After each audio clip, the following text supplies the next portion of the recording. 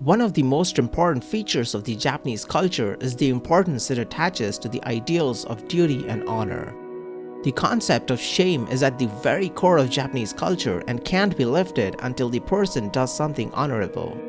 Something that often included the drastic measure of taking one's life. Masabumi Hosono was a Japanese civil servant and the only Japanese passenger on Titanic's maiden voyage. He survived the sinking of the ship but was ostracized and branded as a coward in Japan for saving himself while scores of other women and children perished. This is his story.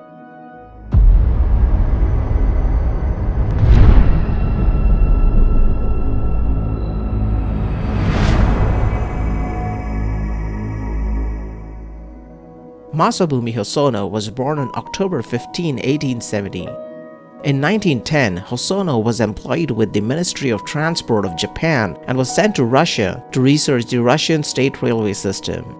On his return journey to his home country, he boarded the Titanic at Southampton.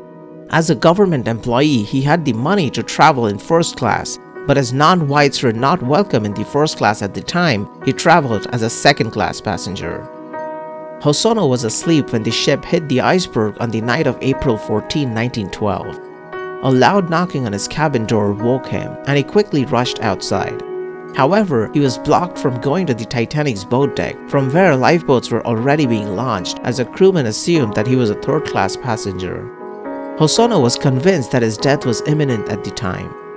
He eventually made his way to the boat deck, where he saw emergency flares were being fired.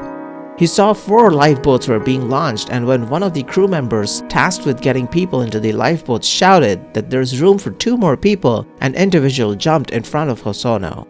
Hosono realized that if he didn't get in, his fate would be the same as the ship's and jumped into the boat. He was carrying a paper with a Titanic letterhead in his coat on which he had started writing a letter to his wife in English. During Carpathia's voyage to New York, he used the paper to write an account of his experiences in Japanese. It's the only document known to exist on Titanic stationery. Along with the rest of the survivors, Hosono arrived in New York.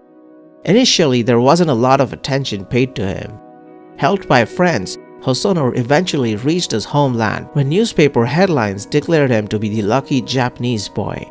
Soon enough, however, things turned for the worst as Hosono was rebuked in the United States. Japanese newspapers followed up quickly, criticizing Hosono publicly and blaming him for taking a spot on the lifeboat and not going down with the ship. He endured the scorn of his countrymen and was condemned as a coward by the press and was fired from his job. Some reports even claimed that he selfishly pushed aside other passengers to board the lifeboat. But eventually he was soon re-employed by the ministry as he was too valuable to lose and continued to work there until his death in 1939. When James Cameron's Titanic released in 1997, Masabumi Hosono's grandchild Haruomi Hosono published the emotional letter he wrote to his spouse on the night Titanic sank. The act of publishing the letter allowed for a degree of relief for the family, the right way to restore the honor of the surname Hosono. Thank you for watching. If you found the video interesting, please hit the like button and consider subscribing to Seanvolution for more such content.